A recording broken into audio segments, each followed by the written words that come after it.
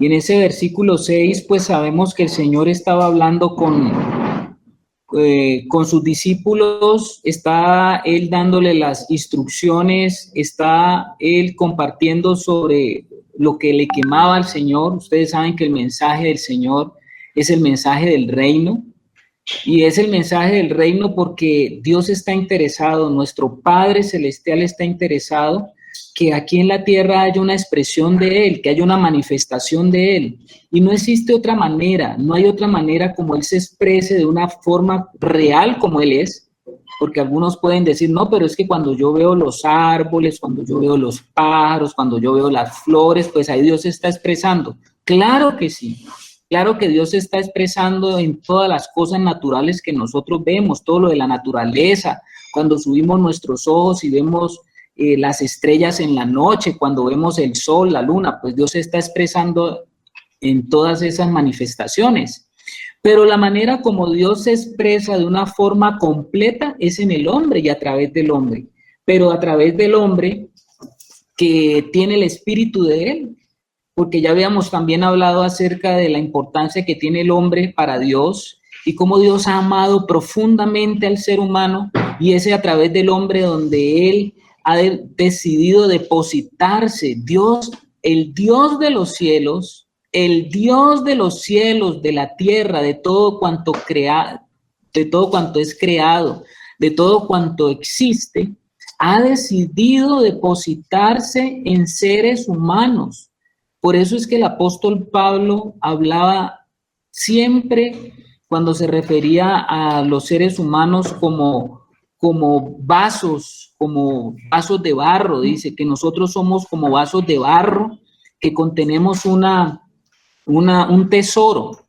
Y es lo que está queriendo decir él, es que justamente los seres humanos fuimos creados para que Dios pueda depositarse en nuestras vidas, formar una alianza con cada ser humano, con cada hombre que ha recibido a su Hijo, y que cada uno pueda entrar en ese plan y propósito eterno de Dios, porque Él quiere expresarse en la tierra ahora como está la tierra, y un día la tierra, acuérdense que no es que la tierra un día se va a acabar y la tierra va a dejar de ser y nos vamos a ir todos para el cielo. No, hermanos.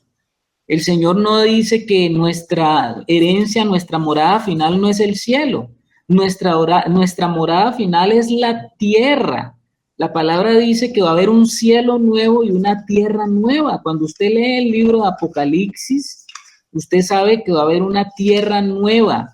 Y el Señor quiere en ese cielo nuevo y la tierra nueva pasar la eternidad con esos hijos, donde Él desde la tierra vieja y el cielo viejo, donde Él ha comenzado ese proceso, donde Él ha comenzado a depositarse. Entonces, mis amados, qué maravilloso nosotros entender que el Señor quiere expresarse, quiere mostrarse, quiere revelarse, y Él utiliza a seres humanos. Él utiliza a seres humanos como usted y como yo, con todas sus debilidades, con todo su inventario, con todas sus cosas. Él ha decidido expresarse y Él está trabajando justamente para que cada vez sea eso más claro, sea eso más visible. Los profetas en el Antiguo Testamento, ellos sabían de ese reino, ellos veían un reino venidero. ¿Qué habían entendido ellos? Pues ellos como nación tuvieron profetas que eran hombres por los cuales Dios hablaba. ¿Y qué era lo que ellos habían entendido de acuerdo a la palabra que Dios les había dado y la revelación que Dios les había dado? Que un día el pueblo de Dios, entiéndase que para ellos obviamente era el pueblo de Israel, ese pueblo iba a ser colocado por encima de todas las naciones, y que ese pueblo iba a tener una relación tan íntima con Dios que Dios iba definitivamente a venir a morar en ese pueblo, y en la ciudad de Jerusalén iba a establecer su casa, y que desde esa casa todos los reinos de la tierra iban a estar bajo el dominio, vamos a decirlo así, de la nación de Israel, con el rey a bordo, con el Mesías, con el ungido de Dios que iba a gobernar sobre toda la tierra. Entonces, ellos tuvieron una sombra de eso, no vamos a hablar de una completez, pero ellos tuvieron una sombra de eso cuando Salomón tomó el reinado después de que David le hizo todos los preparativos para que él asumiera el reinado, y fue el reinado más glorioso que tuvo Israel durante la época y durante todas sus épocas, donde un rey, donde un monarca dirigía toda la nación y donde toda la nación vivió una prosperidad como nunca antes Israel lo pudo vivir y no lo ha vivido, y creo que no lo va a volver a vivir. Entonces, estamos hablando de esa figura terrenal, así lo vieron ellos. Entonces, imagínense ustedes, mis amados, que los judíos conocían las profecías. Ellos conocían las profecías y estaban atentos a esas profecías que habían y anunciaban que iba a haber un momento en que ese rey al estilo Salomón iba a establecerse en su templo, y desde ese templo, desde Jerusalén, iba a ocasionarse todo el reinado sobre todos los reyes de la tierra, y que Dios iba a ser conocido en todos los reinos a través de Israel, y que todos los reyes de la tierra tendrían que recibir la bendición, pero también los reyes de la tierra tenían que ir a dar y a recibir instrucciones desde Israel. Eso era el concepto que ellos tenían. Ustedes saben que la profecía, pues, es dada, pero la profecía tiene que ser interpretada y entendida. Y ellos, bajo las circunstancias que estaban de cumplimiento natural de todas las cosas, pues ellos entendían que así tenía que ser. De hecho, los judíos todavía siguen esperando eso. No es que eso se acabó, sino que ellos siguen esperando el día que venga el Mesías y el Mesías se siente en su trono, en el trono de David, para reinar sobre toda la tierra. Ellos siguen esperando eso. Y entonces, Israel, con todos sus profetas, hablaban sobre eso, y justamente por el tiempo en que el Señor Jesús vino, ellos se daban cuenta que como que esas profecías estaban a punto de cumplirse, y ellos entendían de que ya el Mesías iba a llegar. Y ustedes hemos visto cómo, por ejemplo, uno de los discípulos del Señor, Natanael había estudiado las Escrituras y estaba muy pendiente porque él ya sabía que el tiempo se estaba cumpliendo. Y no solamente Natanael, sino que todos los que eran juiciosos, los que eran estudiosos, estaban muy pendientes de que se cumpliera ese tiempo. Y ellos sabían que ese tiempo estaba para cumplirse, pero ellos no veían que se estaba cumpliendo, porque ustedes saben que cuando el Señor Jesús vino, Roma era el imperio predominante, y Roma tenía sometido de todas maneras al pueblo de Israel. El pueblo de Israel era otra colonia del imperio romano. Entonces, ellos estaban muy pendientes de cuándo se iba a cumplir esa profecía, tal cual como Daniel. Cuando uno lee Daniel, había leído también las profecías acerca de todo lo que era el cautiverio de Israel cuando fueron cautivados por Babilonia. Babilonia los había cautivado a ellos, y Daniel estaba estudiando las Escrituras y estudiando los libros, y se dio cuenta que el profeta Jeremías había dicho que ese cautiverio iba a durar 70 años, y justamente Daniel pudo ver ese tiempo cumplido, y eso se cumplió y fue literal. Entonces, cuando el Señor Jesús llega, pues había muchas personas que estaban esperando ya el cumplimiento de esa palabra y la instauración del reinado de Israel. De hecho, los discípulos, cuando comienzan a seguir al Señor Jesús, pues ellos se dieron cuenta de que el Señor Jesús era el Mesías y era el cumplimiento de esas profecías, solo de que ellos pues estaban esperando de que se diera eso en el ámbito natural. Es decir, Ellos estaban esperando que en cualquier momento Jesús, con todos los poderes que ellos habían visto, pues él iba a hacer algo así como maravilloso, iba a invocar los poderes que él tenía y iba a lograr que el imperio romano cayera, y ahí iba para ellos a cumplirse entonces la profecía. Pero ustedes saben que el Señor Jesús, aunque vino hablando del reino, aunque vino proclamando el reino, aunque vino diciendo el reino de los cielos se ha acercado, pues el Señor también, cuando tuvo esa entrevista con Pilato, que lo estuvimos viendo en el libro de Juan, en el Evangelio de Juan, él le aclaró a Pilato algo y le dijo que su reino no era de este mundo. Sin embargo, cuando Jesús resucita y sigue hablando del reino, pues los discípulos, aquí en Hechos 6, vuelven y le hacen la misma pregunta sobre el reino, porque seguramente ahora sí, ahora el Cristo resucitado, ahora el Cristo que se había levantado con todo ese poder, ahora sí sobrenatural, ahora sí seguramente ellos estaban diciendo, no, pues ya ahora sí se va a cumplir el reino que nosotros estábamos esperando, como lo dijeron los profetas. Entonces le preguntaron, dice el versículo 6, entonces los que se habían reunido le preguntaron diciendo, Señor, ¿restaurarás el reino? Ellos hablan de una restauración, porque como les estaba diciendo, para ellos el reino se acabó con Salomón, pero ese reino iba a ser restaurado por un hijo de la casa de David. Entonces le dicen, ¿restaurarás el reino a Israel en este tiempo? Refiriéndose justamente al tiempo que ellos estaban viviendo. Y Jesús les dice de la siguiente manera. Les dijo, versículo 7, Hechos 1:7, no os toca a vosotros saber los tiempos o las sazones que el Padre puso en su sola potestad. Entonces, uno dice y se pregunta, bueno, pero entonces, ¿qué les dijo el Señor Jesús? ¿Sí o no? ¿No les dijo no? ¿Tampoco les dijo sí? No les dijo no, les dijo sí. Pero lo que les está diciendo o les da a entender es que sí va a ser restaurado. Y aquí sí quiero hacerle la pregunta a los hermanos que están escuchando.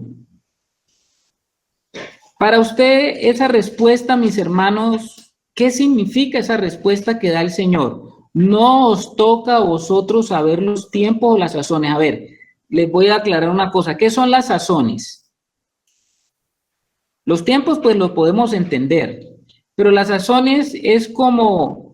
Los condimentos que se le echan algo para que quede rico. Lo que se cocina. Usted sabe que cuando usted prepara un plato y usted va a la cocina a preparar un plato, los que preparamos platos de cuando en cuando nos damos cuenta de eso, pues usted comienza a preparar el plato y en la medida que está preparando el plato, la cosa comienza a cocinar, y una cosa es cuando usted le echa el condimento en el inicio y otra cosa es cuando usted le echa en el medio de la cocción, otra cosa es cuando usted le echa al final de la cocción. Y entonces... las sazones tienen que ver con todos esos ingredientes que están en la historia humana, que solamente el Señor conoce y que solamente el Señor añade o quita. Usted sabe que si le está quedando muy salado, pues le echa más agua. Si le está quedando soso, pues le echa más sal. Y así sucesivamente. Si le falta pique, si le falta sazoncito, si le falta sabor, entonces le echa más tomate, qué sé yo. Ahí me entienden los cocineros y cocineras. Y entonces, las sazones tienen que ver con eso. Tiene que ver con lo que está en la soberanía del Señor para que las cosas se vayan dando en los tiempos de Dios. Y a través de los tiempos de Dios es que nosotros podemos entender si una cosa está también cruda o si otra cosa le hace falta se asa mucho también cuando llevamos una cosa al horno. Nosotros vemos que llevamos una cosa al horno y podemos meter una cosa a hornear y de repente se está quemando por abajo, pero por arriba está crudo, o al revés. A veces está por arriba quemando y por abajo está cruda, entonces tenemos que voltear la torta o voltear el plato que estamos haciendo para que quede perfecto por todos los lados. Pero la pregunta que yo le hago a los hermanos esta noche está relacionada a que, ¿qué opinan ustedes de esa respuesta que le da el Señor a Jesús a los apóstoles referentes al reino?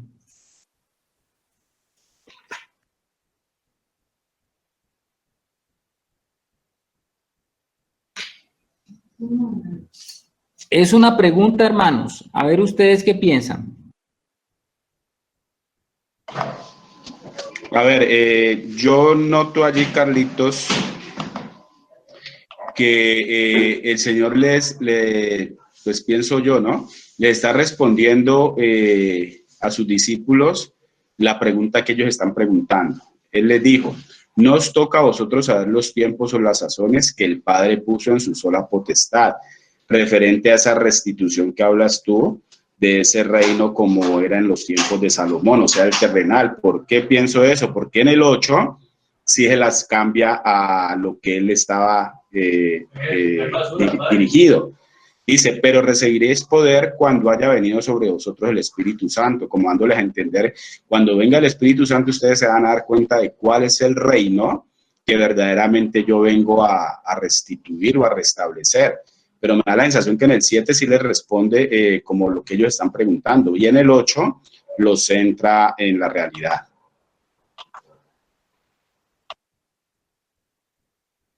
Muy bien, mi hermano Alex. ¿Quién más quiere decir? Pues hermanos, pienso que para ese tiempo ellos todavía no conocían lo que nosotros, gracias a Dios, conocemos. Muy bien, don Harold. A ver, el hermano Germán. Carlitos, o sea, yo pienso que ellos ahí, el Señor los está tratando de que pongan de enfocarlos en algo. Ellos están pendientes de fenómenos externos. Ellos están pendientes, el Señor, si dice que tiempos o sazones, yo creo que es cosas que ellos están mirando de una manera externa, fuera de ellos. Pero el Señor en el 8 les dice, pero recibiréis poder cuando haya venido sobre vosotros el Espíritu Santo. Entonces, yo lo veo de la manera como en la anterior, en el anterior estudio que hicimos hace 8 días, hablamos sobre esa semilla. Hace días venimos hablando sobre esa semilla. La semilla entra primero y la semilla se mete en la tierra y eso, lo que está pasando no se ve, pero llega un momento donde la semilla explota y empieza a manifestarse afuera.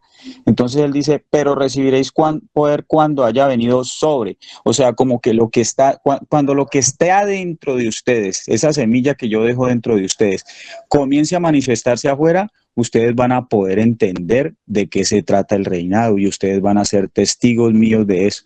Lo veo yo así de esa manera, ¿no? Porque lo digo porque en estudios anteriores hemos entendido por el Espíritu que cuando el Señor creó al hombre, el hombre tenía una cobertura de Dios cuando no había pecado, como ese espíritu era la parte más importante del hombre y como por la caída, por el pecado, eso quedó relegado. Entonces, pues esa es mi manera de ver las cosas, ¿no? No sé si estoy equivocado. Gracias, hermancito. A ver, ¿quién más? ¿Qué otro hermano dice? El hermano Alex vuelve acá también a decir, en el 8 les dice implícitamente que él era el reino y ellos testificarían de él. Excelente. A ver, ¿quién más? Estamos atentos aquí a la participación de los hermanos. Créanme, mis amados, que esta pregunta es muy importante.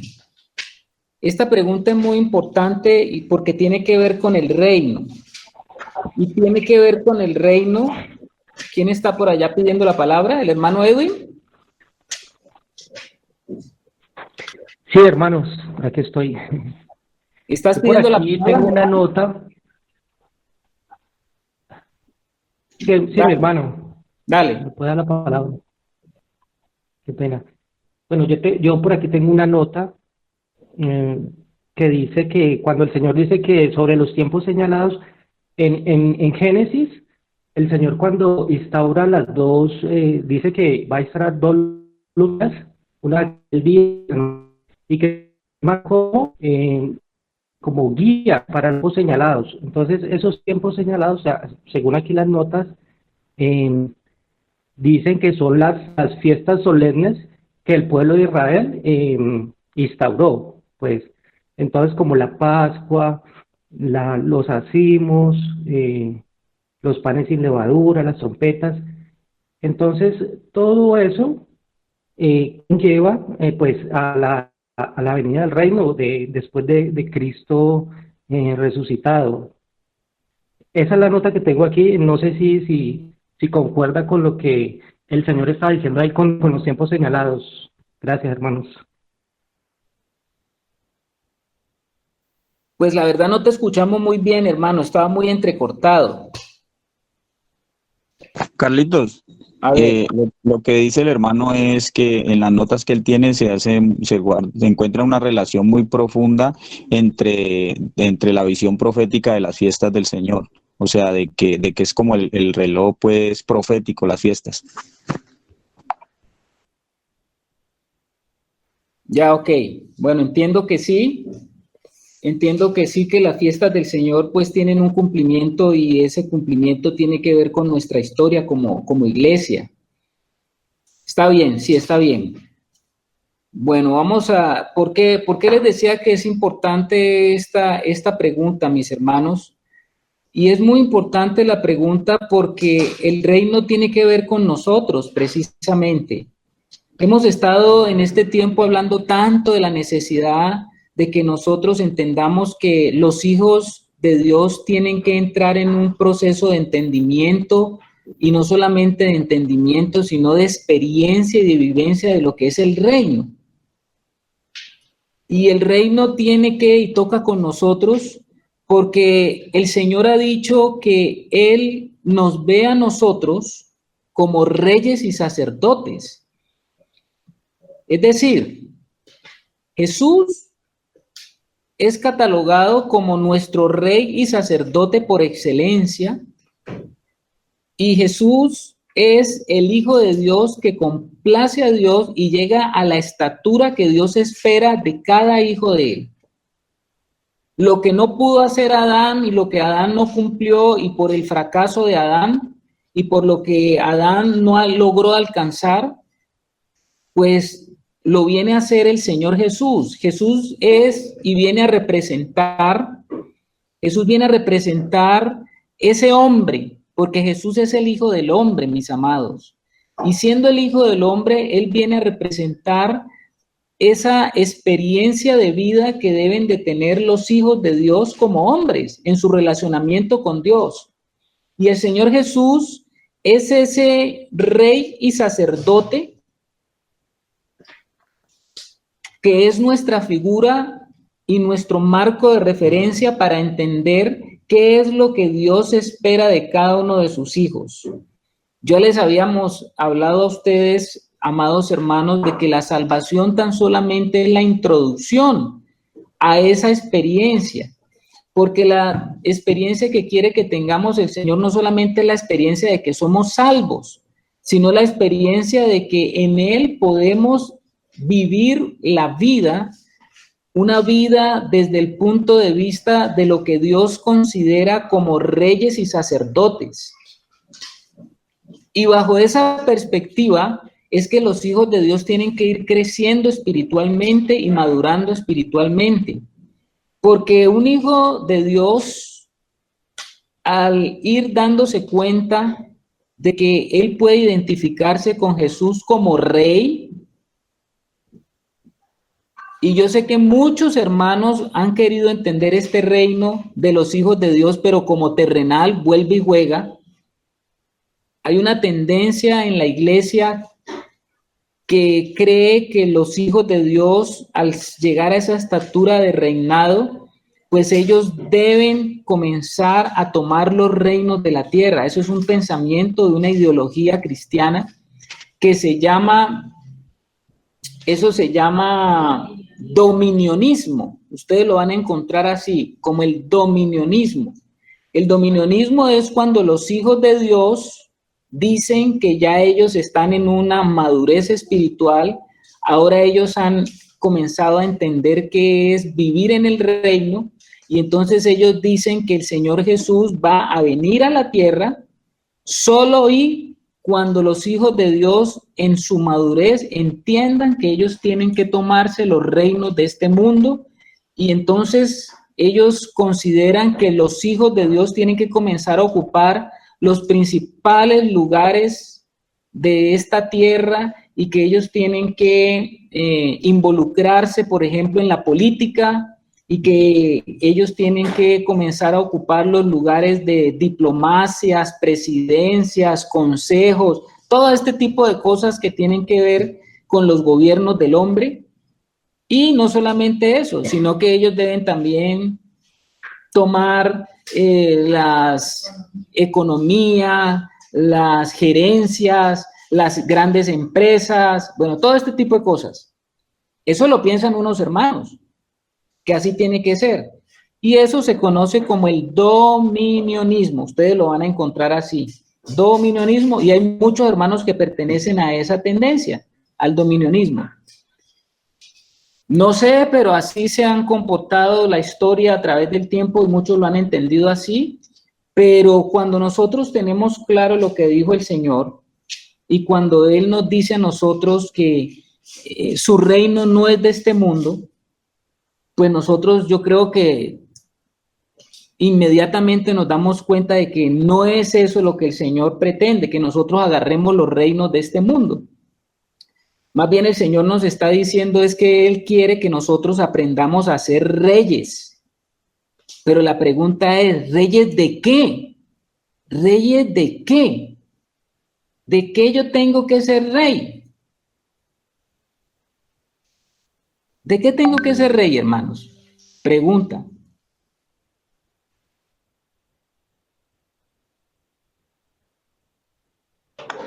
Yo debo reinar en mi alma, Carlitos. A ver, hermano, explíquenos eso. O sea, mi alma siempre le ha pertenecido a Dios y nos trasladamos a Génesis 2:7, cuando el Señor nos forma del polvo de la tierra y sopla en nosotros aliento de vida, se forma mi alma. Mi alma desde un comienzo le ha pertenecido al Señor, pero por la caída de nuestros padres, mi alma también fue vendida al pecado. Y yo tengo que conquistar con Cristo esa alma nuevamente para poder gobernar esa tierra que le ha pertenecido al Señor, pero donde gobernaban otros. Mi vida separada de Cristo se llenó de otros que gobernaron esa tierra que le pertenece al Señor, mi alma. Y el Señor quiere que yo restituya nuevamente ese reinado, que yo pueda reinar en esa alma para que Él se pueda manifestar a través de mí. A ver, ahí el hermano está diciendo algo. A ver, el hermano Germán que pidió la palabra. Gracias. Yo creo que ahí la palabra clave es en el versículo 8, cuando el Señor Jesucristo dice, y me seréis testigos, porque ellos están hablando de un reinado, ellos están a la expectativa de un reinado, pero el Señor no los manda a reinar, el Señor los manda a ser testigos. Entonces, eso tiene que ver con lo que está diciendo el hermano. Si cada uno de nosotros entiende que nuestra identidad está en Cristo, que nuestra vida, como dice por allá el versículo, está escondida en Cristo, y Cristo viene a hacer la voluntad del Padre. Entonces, si nosotros realmente permitimos que esa semilla de Dios se manifieste a tal punto donde nuestra voluntad sea una con la de Dios, pues está reinando Dios en nosotros. Volvemos a ese plan original de nosotros, está reinando Dios en nuestra alma. Y vamos a ser testigos de que Dios reina en nosotros. Y Él dice, me seréis testigos por toda la tierra. Entonces yo pienso que eso tiene mucho que ver con eso. El Señor no nos manda a reinar afuera, sino que nosotros seamos testigos de que Él reina en nosotros. Gracias. Gracias, Germancito. ¿Algún otro hermano que quiera que quiera decir algo, que quiera participar, justamente porque es muy importante esto que estamos hablando, mis amados. Todo es importante en la palabra de Dios. ¿Alguien más quiere decir algo? Porque estamos hablando de reino y estamos hablando de que el Señor quiere que seamos reyes. Creo que el hermano Harold decía en la nueva ciudadanía. Bueno, en la nueva ciudadanía también, pero esa nueva ciudadanía está en un futuro. Pero estamos, y acá en esto que nos corresponde ahora, yo creo que tiene que ver algo con lo que el Señor nos está hablando de reino. Porque nosotros habíamos dicho que para que exista un reino, o existe un reino porque hay un rey. Y sabemos que el rey también tiene que tener súbditos o gente que está debajo de él. Y también el rey y ese reino tiene que estar sustentado en estatutos, como lo que tenemos, como una constitución. Esos son elementos importantes de reino. Entonces, cuando el Señor nos habla del reino, uno se pregunta, bueno, si habla de un territorio, si Él quiere que nosotros aprendamos a ser reyes, es porque hay un territorio, ¿verdad? Ahora, la pregunta, ¿cuál es el territorio que Dios quiere que tú gobiernes y comiences a gobernar, donde tú tienes y ejerces dominio, donde no hay nada ni ningún enemigo que pueda ejercer dominio sobre tu vida? ¿Dónde está eso? ¿Eso está afuera o está adentro? Mis amados, nosotros hemos dicho que nuestra alma es algo que está adentro, nuestra alma no está afuera. Y el alma del ser humano, que hace parte del corazón, el alma está considerada como una porción de tierra. Acuérdense en la parábola del sembrador, cómo el Señor dice que el sembrador vino a sembrar la semilla en diversos tipos de terrenos. Y esos diversos tipos de terrenos, Él dijo que se referían justamente al corazón del hombre. Entonces, ¿qué nos ha dado el Señor a nosotros? ¿Qué es lo que verdaderamente te pertenece a ti y que Dios te ha dado y que es un terreno que Dios ha dado para que tú ejerzas sobre ese terreno, hagas dos cosas sobre ese terreno? Tal como lo que le dijo y le pidió el Señor a Adán con el terreno que le había dado allá en el Edén. Porque el Señor le pidió a Adán que él iba a tener que hacer dos cosas, su trabajo iba a consistir en dos cosas. Primero, labrar y segundo, cuidar. Labrar y cuidar. Y usted sabe que labrar es preparar y cuidar. ¿Y cuidar de qué o de quién? Pues ustedes saben que el ser humano tiene un enemigo, que es el enemigo de Dios. Y ese enemigo quiere y ha querido justamente poseer nuestra alma. Nuestra alma es como un gran terreno. Si lo fuéramos a explicar de una forma natural, aunque el alma es inmaterial, pero para poder nosotros entender, diríamos que el alma es el territorio que a nosotros se nos ha dado para que sobre ese territorio tengamos dominio. Eso es lo que la Biblia llama llegar a tener dominio propio. Y cuando tenemos dominio propio, ¿qué significa eso? Pues que nosotros no podemos ser controlados por nada que está afuera, podemos ser controlados por eso. ¿Y quién es lo que está afuera? Pues afuera está el príncipe de la potestad del aire, están las huestes espirituales de maldad, están los gobernadores de este siglo que tienen influencia sobre el alma humana.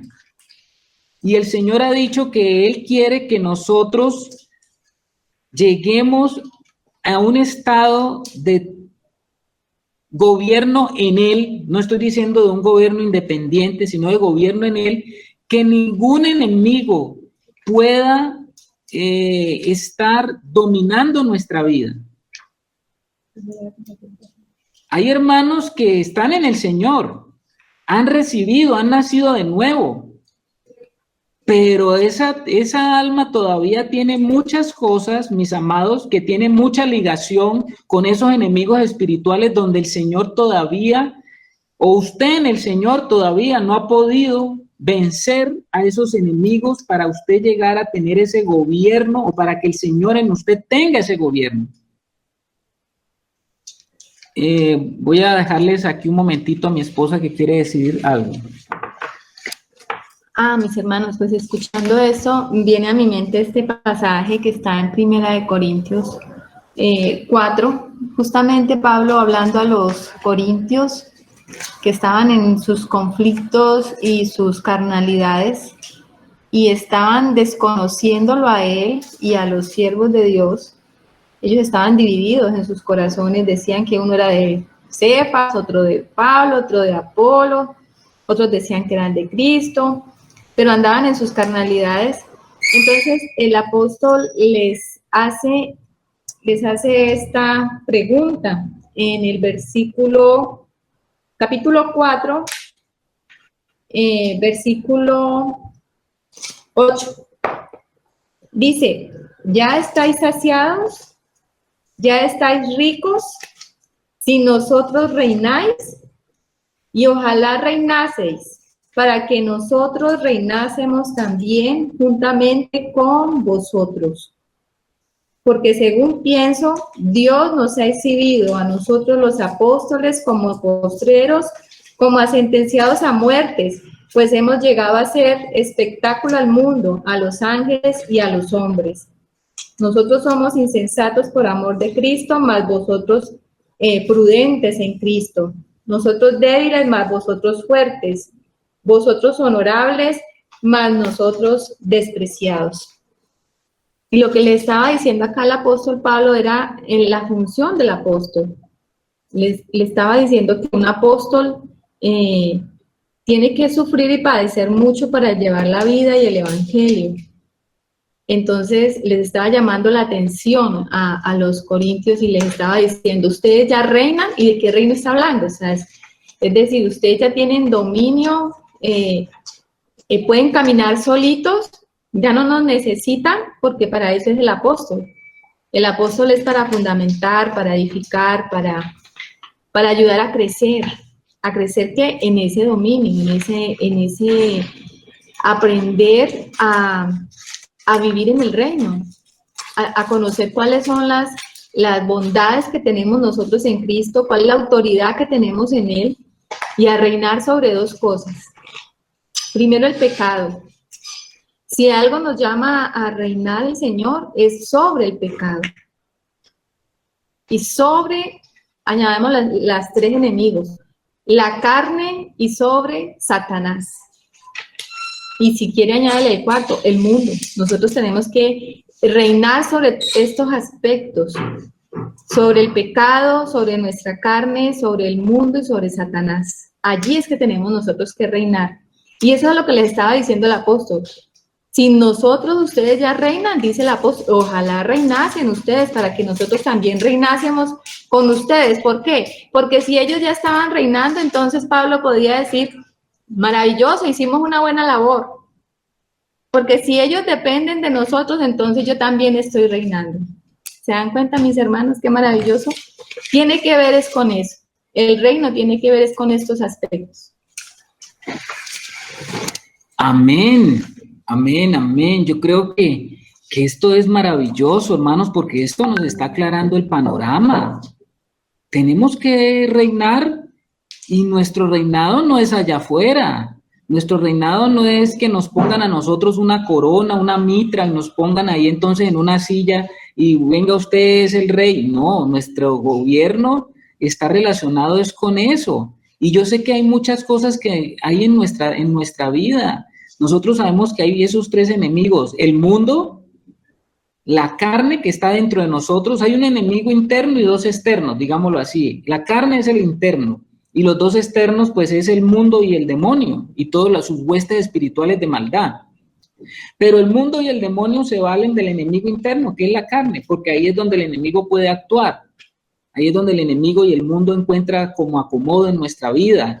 y es donde el mundo puede llegar a ocupar la vida de Cristo en nosotros, o ahí es donde el enemigo mismo a través de sus huestes espirituales de maldad puede tenernos a nosotros atados a través de miedos, temores, vicios, todas esas cosas que están en el hombre caído, donde el enemigo logra aún en los cristianos tener áreas, y que si nosotros en el Señor no avanzamos en ese camino de crecimiento y entendiendo de a qué es que nos ha llamado el Señor, porque el Señor nos ha llamado a un reinado, y en eso consiste el reino, mis hermanos.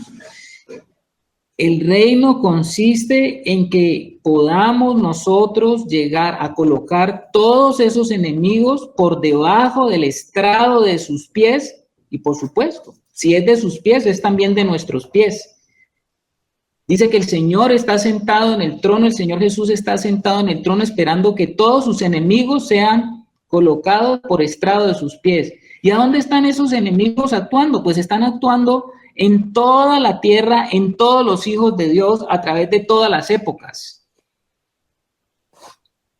Por eso el Señor Jesús les está diciendo a ellos: no os toca a vosotros saber los tiempos o las sazones que el Padre puso en su sola potestad, pero les dice algo, lo que estaba diciendo ahora el hermano Alex: pero recibiréis poder. Ese poder tiene que ver con autoridad, Efectivamente, cuando el Señor estaba hablando con ellos esto, pues ellos no tenían todavía ese poder. Ahora, ¿a través de quién llega el ejercicio del poder para entrar en el reino? ¿A través de quién llega el poder para hacer el ejercicio de ese mismo poder y estar en las posiciones del reino que Dios espera con sus hijos? Pues a través del Espíritu Santo. ¿Qué dice? Pero recibiréis poder, y la palabra poder en el griego es la palabra dunamis. La palabra poder en el griego es la palabra dunamis, la palabra dunamis es de donde proviene la palabra dinamita. Y usted sabe que la dinamita pues tiene un fuerte poder para romper y para atravesar lo que se le pone en su paso, ¿verdad? Y entonces aquí está diciendo el Señor que esos apóstoles que están hablando con él iban a recibir poder. Nosotros ya habíamos visto en Juan que ellos ya habían recibido el Espíritu Santo, ¿verdad? Porque dice que cuando Jesús se puso en medio de ellos, él sopló sobre ellos y ellos ya tenían dentro el Espíritu Santo. Pero cuando el Señor está hablando con ellos aquí, les está diciendo que iba a venir algo que es como decir una llenura del Espíritu Santo, algo que iba a rebosar, que iba a sobrepasar, que iba a estar más allá solamente de estar, como decir, contenido, y ese contenido se iba a rebosar, y eso ya los iba a ellos a investir, les iba a dar una investidura. Eso le estaba diciendo el Señor a sus discípulos, pero eso también es lo que el Señor nos está diciendo a nosotros hoy. Es decir, ¿nosotros podemos entrar en esos ámbitos? Pues por supuesto que sí. Porque esto le está diciendo al Señor a sus discípulos que ellos iban a recibir ese poder a través del Espíritu Santo, o más bien ese poder es el Espíritu Santo, y a través de ese poder que iba a ser dado, pues ellos iban a comenzar a reinar. Eso es lo que yo veo aquí en la palabra que dice el Señor. A ver, mi hermano Alex. Que sí, lo confirma lo que decía Martica ahora, ahí mismo en 1 Corintios. Si nos devolvemos al 7, antes de Pablo, pues decirles eso, de que si se creen tan ricos, el 7 dice, porque ¿quién te distingue? ¿O qué tienes que no hayas recibido? Y si lo recibiste, ¿por qué te glorías como si no lo hubieras recibido? O sea, es el Espíritu Santo, o sea, eso que les estaba prometiendo el Señor, dándoles a entender aquí Pablo, de que ese dominio y ese gobierno nuestro no lo ejercemos porque seamos pues superdotados o porque otro hombre nos lo haya dado o enseñado, no, Es el Espíritu Santo quien nos puede dar ese poder. El mismo Jesucristo dice, y recibiréis poder. ¿Para qué? Pues para ejercer ese dominio propio que tanto necesitamos en el alma. Amén, hermano. Amén. Efectivamente, ¿cómo entramos a través de ese dominio? Pues entramos a través de ese dominio a través de muchas tribulaciones, en una serie de eventos de error y prueba, error y prueba, error y prueba. ¿Cómo así, mi hermano? Claro, porque a través de nuestra vida cristiana nosotros tenemos que ir comprobando que las cosas que dice el Señor son ciertas, y esas cosas que dice el Señor que son ciertas tienen que ser comprobadas por cada uno de los hijos de Dios.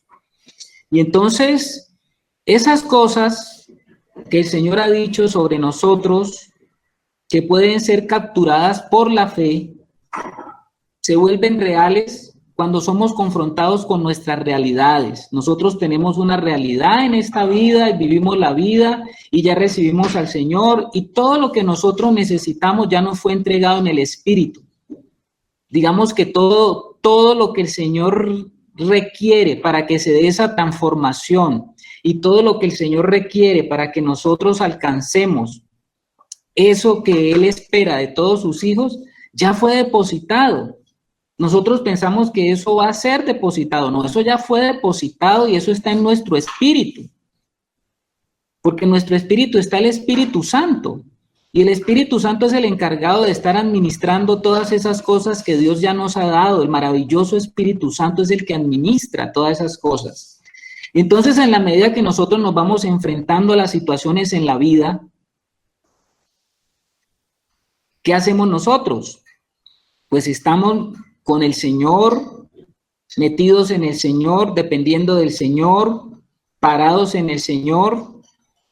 Y entonces el Espíritu Santo nos va a ir diciendo y nos va a ir mostrando todas esas áreas, aún que nosotros ni sabemos que hay en nuestra alma, en nuestro corazón, cosas que todavía ni sabemos que ahí hay cosas donde el enemigo tiene reductos, donde el enemigo tiene cosas donde él puede aferrarse a nosotros. Entonces, a ver, parece que hay una pregunta. Aquí la hermana Ana Milena quiere hacer una pregunta. Mi hermana, ¿está bien? Carlitos, a ver, es que no sé cómo plantear la pregunta. Cuando nacemos de nuevo, recibimos al Espíritu Santo. Él entra a morar en nosotros, pero todavía no tenemos el poder para ser testigos.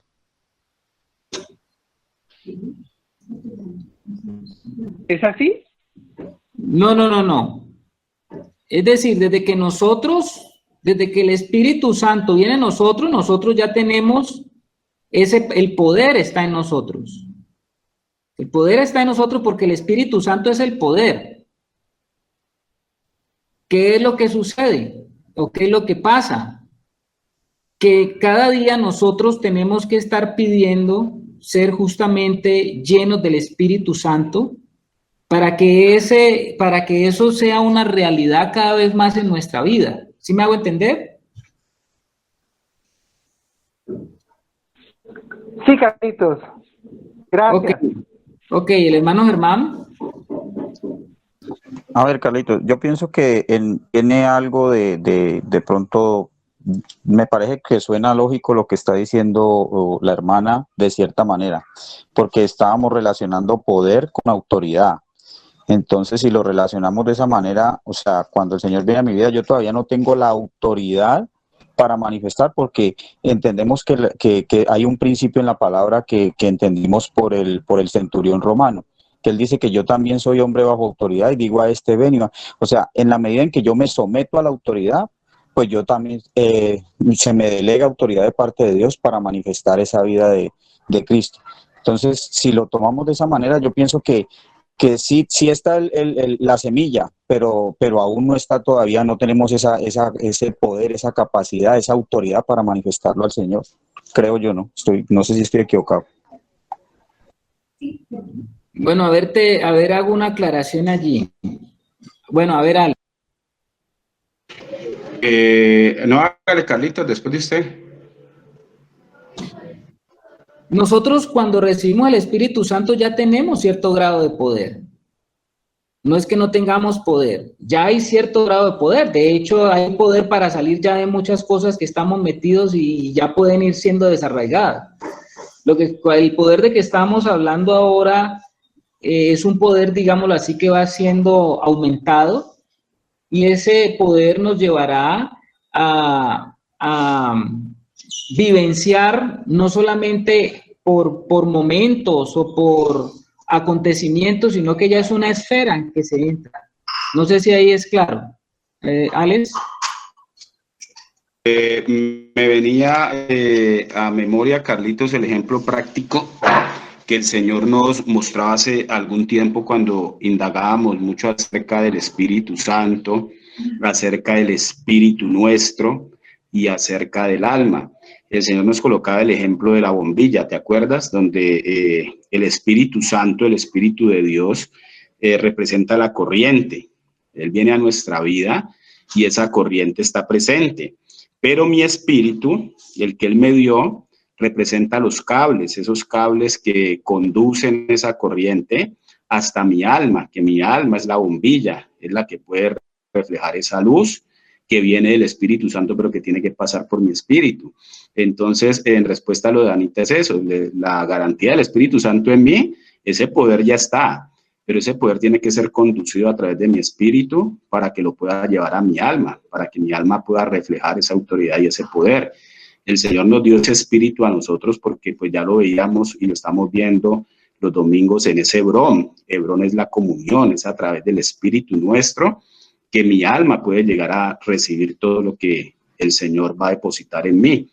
Pero entonces, cuando el Espíritu Santo llega a mi vida, llega el poder y llega la autoridad, pero tiene mi espíritu que pasarlo a mi alma y mi alma debe creerlo. Esa es la conquista que el Señor y la similitud que el Señor nos ha dado con el matrimonio. Claro, claro, yo entiendo lo que dice el hermano Germán y está bien lo que él dice, pero estamos hablando allí, digamos, de dos esferas. Desde que el Espíritu Santo llega a nuestra vida, que es de pronto la pregunta que hace Anita, ya hay un poder, efectivamente, porque ya la vida del Señor está en mí.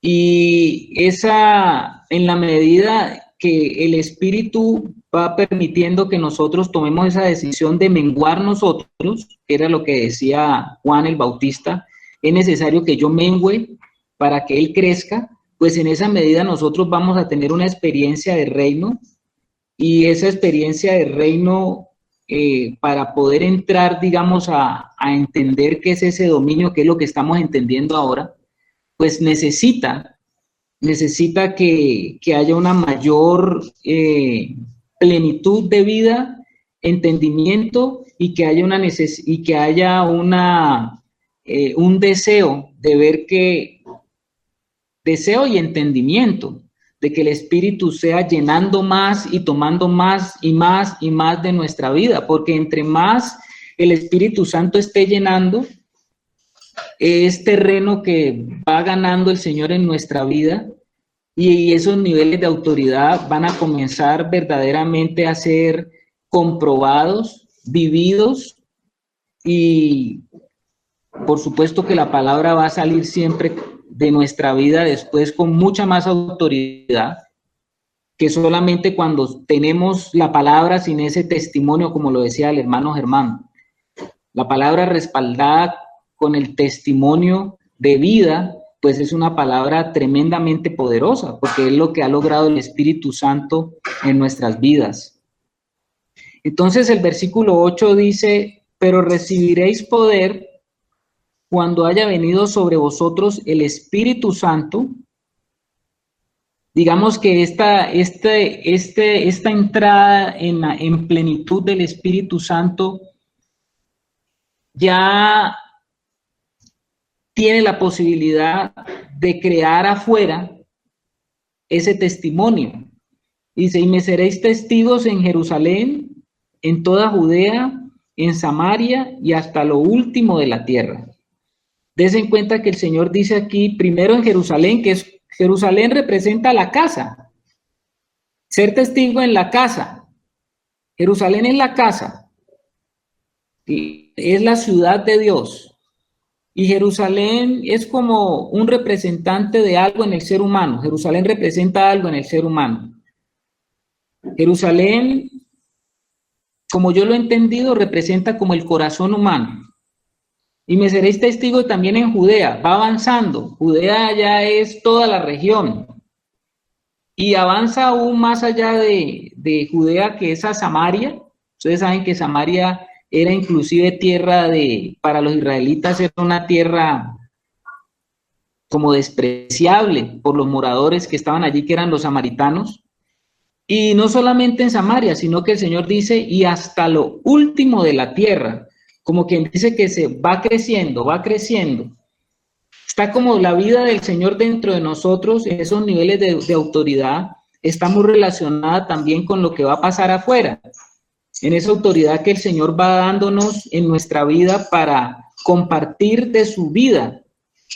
Porque en la medida que nosotros caminamos en el Señor, no solamente vamos a llevar la palabra, la semilla, sino que también vamos a llevar la vida del Señor.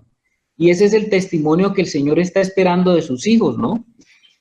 Por eso no es solamente suficiente tener un bagaje teológico, digámoslo así, sino que esa palabra tiene que ser vivificada para que esa palabra salga con ese poder y esa unción de vida que solamente el Señor puede dar a quienes están viviendo su vida a través de la palabra.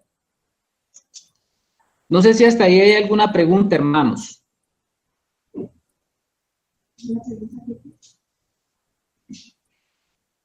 ¿Alguna pregunta?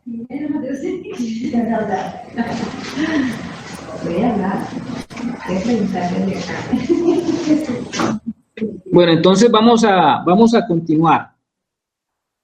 El versículo 9 dice, y habiendo dicho estas cosas, viéndolos ellos, fue alzado y le recibió una nube que le ocultó de sus ojos.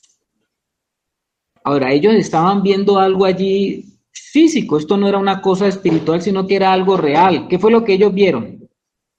Ellos vieron que cuando el Señor terminó de decirle estas palabras, dice que fue alzado, o sea, comenzó como a levantarse, y una nube, y lo recibió una nube que le ocultó de sus ojos. Vamos a leer hasta el versículo 11 para terminar este episodio. Dice, y estando ellos con los ojos puestos en el cielo, entre tanto que él se iba, he aquí que se pusieron junto a ellos dos varones con vestiduras blancas, los cuales también les dijeron, varones galileos, ¿por qué estáis mirando el cielo? Este mismo Jesús que ha sido tomado de vosotros al cielo, así vendrá como le habéis visto ir al cielo.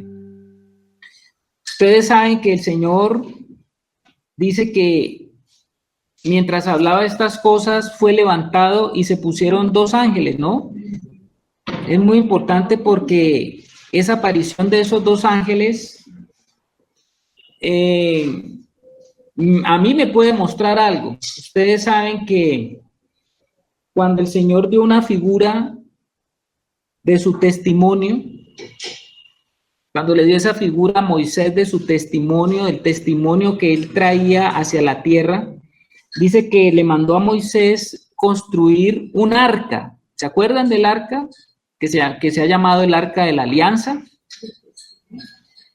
o arca también del testimonio. Esa arca era lo que se encontraba en el lugar santísimo.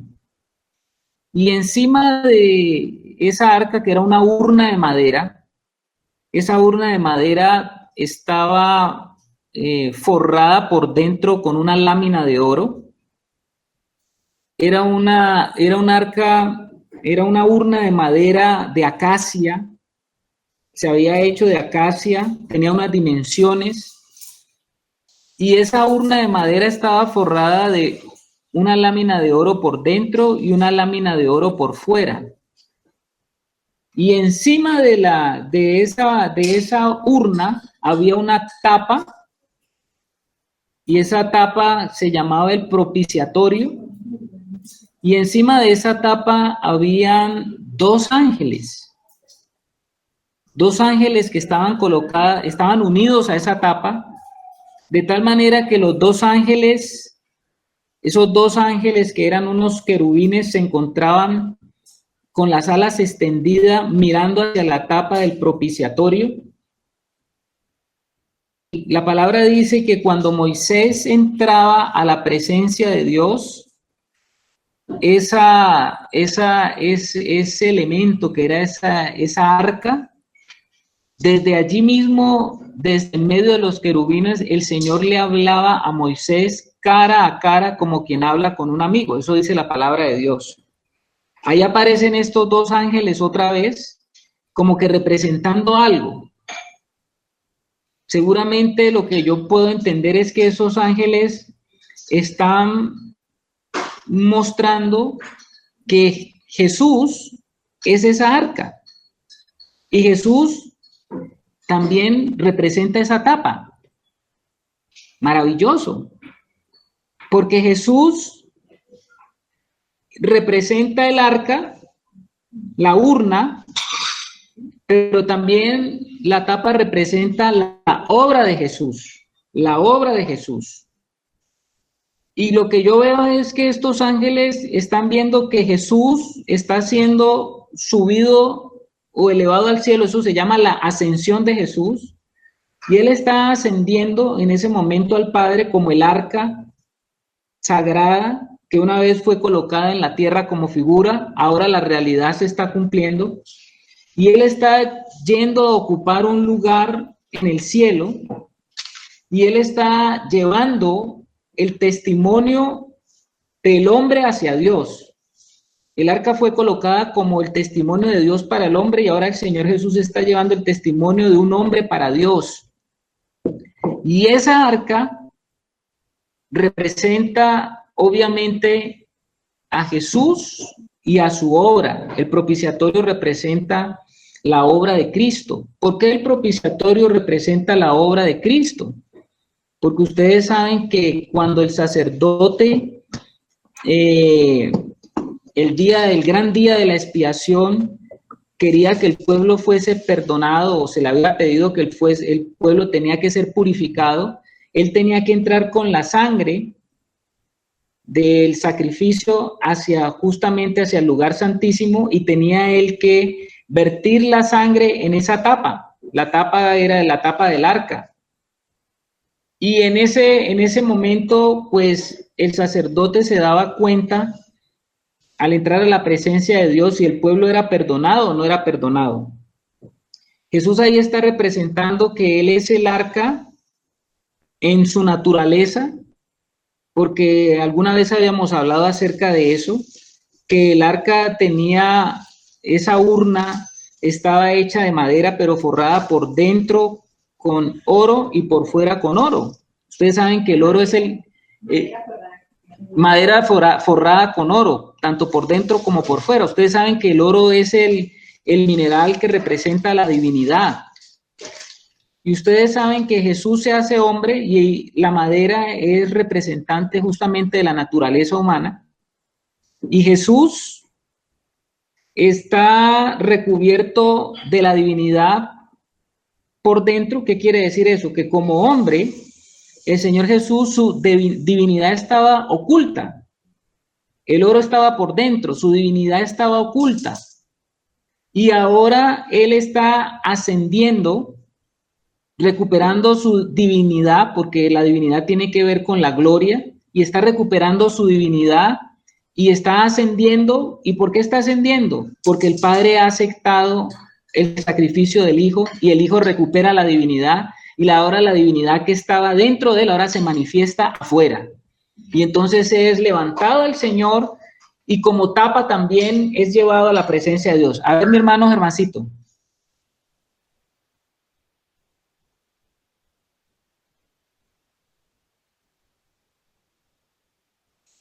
¿Te escuchamos, hermano? Creo que el hermano se quedó ponchado, yo me quedé ponchado.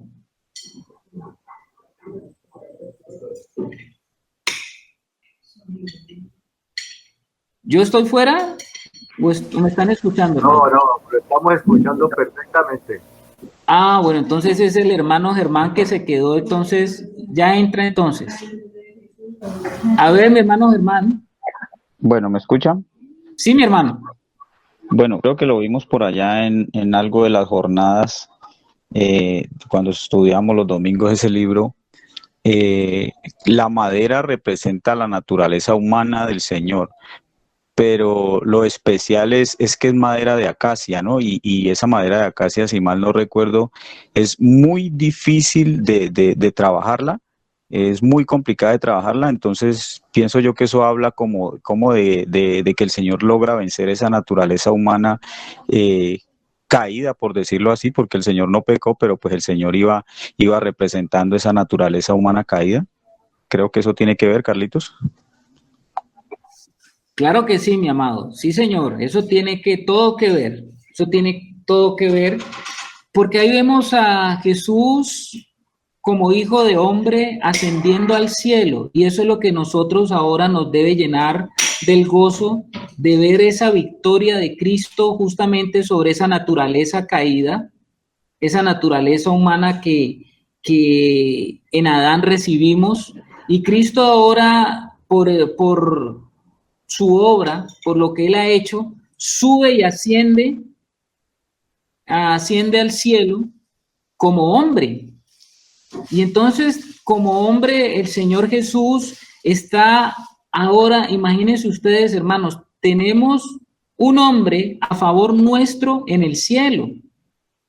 No es que el Señor Jesús se queda solamente nos quedemos con la imagen de que, bueno, se fue al cielo y Él es Dios y bueno, volvió a ocupar el puesto que Él tenía. No, mis amados, el Señor Jesús subió como hombre al cielo y como hombre que está en el cielo, por eso es que en primera de Juan decía que nosotros tenemos un abogado.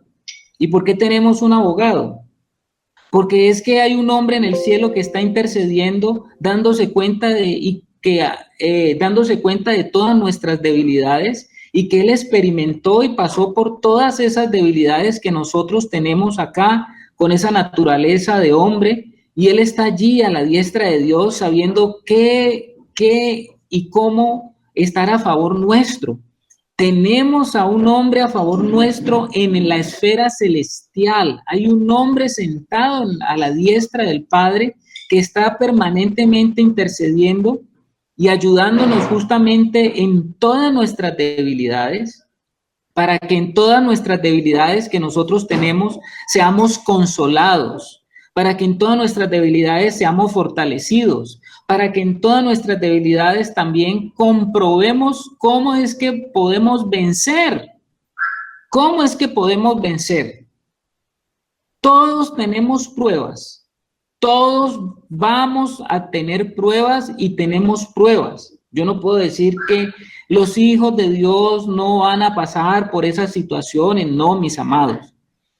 Todos vamos y tenemos pruebas, pero el Señor quiere que a través de todas esas pruebas nosotros vamos comprobando y vamos viendo cómo la vida del Señor se va desarrollando en y a través de todas esas pruebas, para que en todas esas pruebas nosotros lleguemos a ser vencedores, para que lleguemos a comprobar la victoria, para cuando estemos en medio de esas pruebas, ni la carne, ni el mundo, ni el demonio puedan vencernos. Eso es lo que el Señor está diciendo. Él no quiere que ninguno de sus hijos sean vencidos. El Señor está esperando que todo y cada uno de sus hijos pueda vencer a través de todas sus pruebas y todas sus circunstancias. Ahora, yo sé que en medio de las pruebas, pues todos tenemos la factibilidad de caer o de sentirnos derrotados, pero para eso el Señor ha colocado todas las herramientas que Él ha dado para que nosotros no nos quedemos en esa situación y en esa condición. Por eso son las riquezas que tenemos en Cristo, mis amados hermanos. Las riquezas que tenemos en Cristo son riquezas abundantes.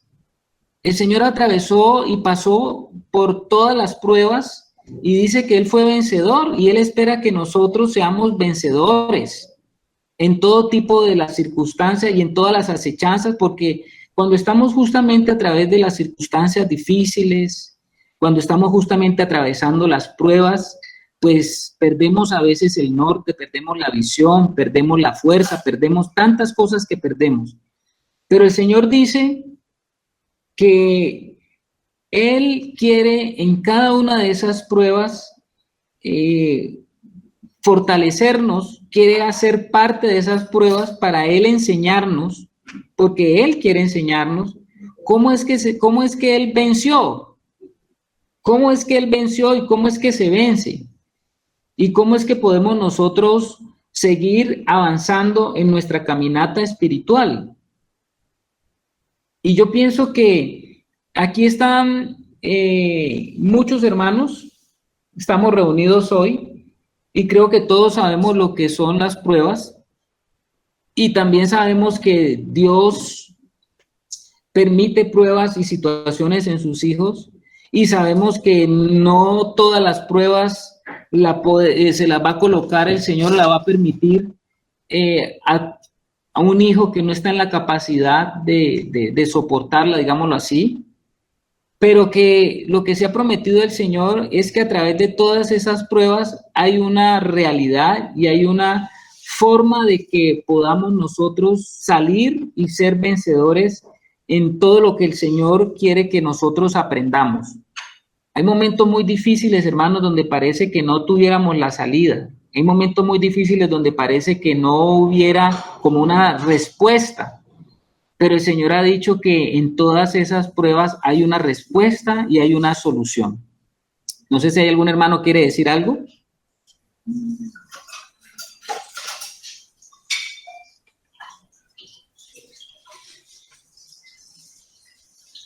Carlitos, A ver, mi hermano.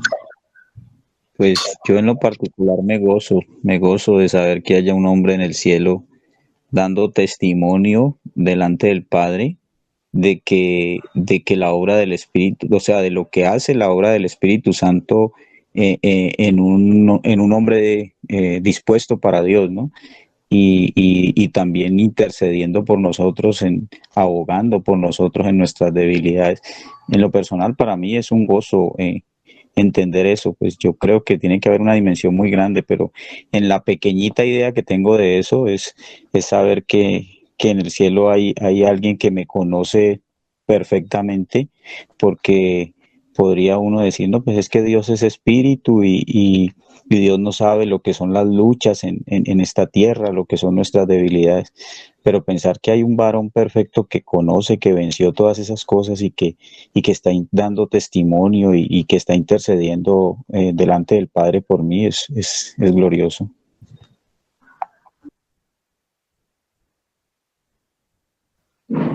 Amén, mi hermano. Amén, así es, así es. Es una revelación que todos tenemos que llegar a tener y pedirle al Señor que nos amplíe esto, porque el Señor ha vencido. Y la prueba de que Él ha vencido es que justamente Él fue llevado arriba y Él está arriba como hombre, porque es un hombre que venció.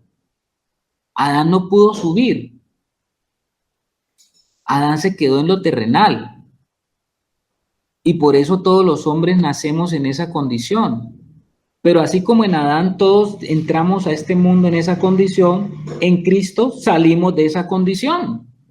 Esa es la justicia de Dios, ¿no? En Adán todos entramos en esa condición o a esa condición. Y en Cristo todos salimos de esa condición. Entonces es poderoso, hermanos, comenzar a entender de que la vida del Señor se está desarrollando en cada uno de sus hijos y que esa vida que se está desarrollando, pues es una vida que no como la ve el ser humano, ¿no? El ser humano, a veces he ido a muchos lugares, en muchas iglesias, y hablo de templos donde siempre se ve la imagen de un crucificado, se ve la imagen de un Cristo colgado en un madero, con esa cara de sufrimiento. Yo no sé por qué a los seres humanos como que esa es la faceta que más les gusta del Señor Jesús, como que eso les da sentido de ¿qué será? ¿Qué sentido será que nos da eso de ver al Cristo allí en esas imágenes, derrotado, el Cristo sufriente? Ese Cristo sufriente como que es el que la humanidad le llama Que tengamos sentimiento de culpa. Sí, no sé, mi hermano, puede ser, pero ese es el Cristo que más los hombres ven. Pero hermanos, si hay un Cristo sufriente, sí sabemos que pasó por eso, pero el Señor no se quedó allí. El Señor no se quedó como sufriente, porque hubo una resurrección y aquí estamos viendo la ascensión del Señor.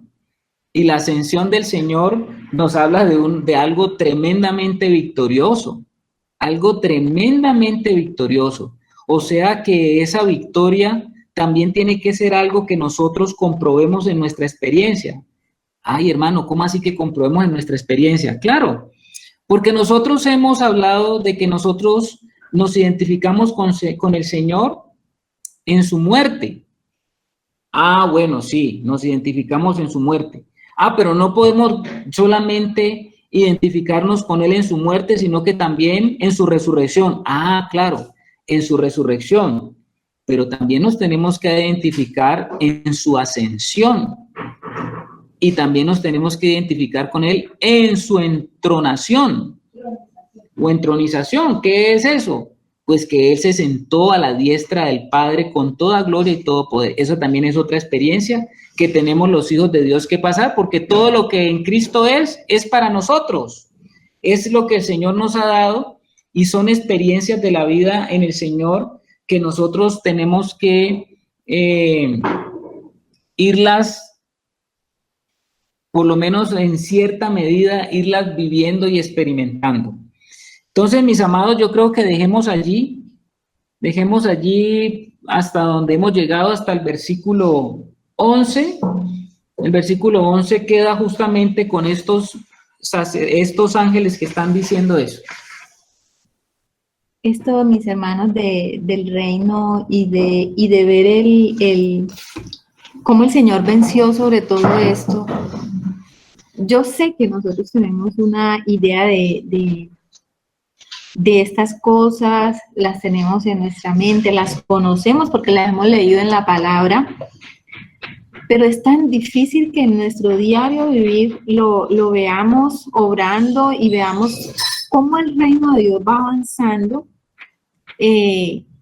con el poder que verdaderamente el reino de Dios tiene. Lo que nos falta a nosotros como hijos de Dios, como el testimonio de Dios sobre la tierra, es fe. Miren que el Señor dijo que, ¿será que cuando vuelva hallaré fe en la tierra? Y es por eso. Porque a nosotros nos cuesta mucho trabajo entender que ya pertenecemos a otro reino y que nos movemos en una dimensión diferente. Por estos días que he estado viendo tanta cosa en nuestro país y que nos duele tanto lo que está pasando, porque parece que Colombia no sale de este círculo vicioso de violencia y de corrupción y de maldad. Y ustedes pueden decir, ¿será que entonces falta que se levante un partido político? Porque entonces los de izquierda dicen que son los que tienen la respuesta, entonces no, los de derecha son los que tienen la respuesta. Y no demora y sale uno en el centro o ya está el del centro que dice que es el que tiene la respuesta. Pero no hay hombre que tenga la respuesta, mi hermano. Es el reino de Dios. Es el evangelio. Por eso el Señor nos mandó a predicar el evangelio. Pero a nosotros nos falta fe. Fue para creer que el Señor es poderoso. Y para que empecemos a orar y clamar al Señor de que todas estas potestades y estos principados que gobiernan nuestro país caigan. Y nos falta generar eso. Primero comenzando a orar y a ponernos de acuerdo en eso, y sabiendo que nosotros tenemos el poder de lo alto, para decirle a todas esas potestades y desarraigarlas de todo lugar. Lo único que va a cambiar esta nación, y lo único que va a cambiar el mundo, y lo único que va a cambiar una persona, sea como sea esa persona, puede estar llena de maldad, pero si el Señor llega con poder a la vida de una persona, la va a transformar. Y nosotros tenemos que creer eso. Tenemos que seguir creyéndolo, tenemos que seguir viéndolo, anhelando verlo, deseando con nuestros ojos ver las cosas, declarando con nuestros labios que es posible. Necesitamos nosotros ser testigos de eso sobre la tierra, mis hermanos.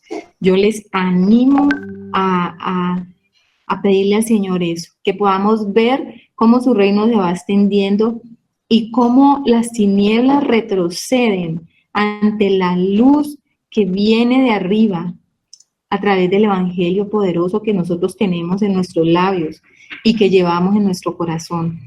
Entonces les animo, mis hermanos, porque no hay nada que se pare enfrente y diga, yo puedo más que el evangelio, yo puedo más que Jesucristo. No lo hay. El Señor es el Rey de Reyes y está por encima de todo. Y si estamos achicopalados, es porque nos falta mirarlo a Él, allá, sentado en el trono, allá donde Él reina, y nosotros reinamos con Él, porque así dice la Escritura, que estamos sentados con Él en lugares celestiales.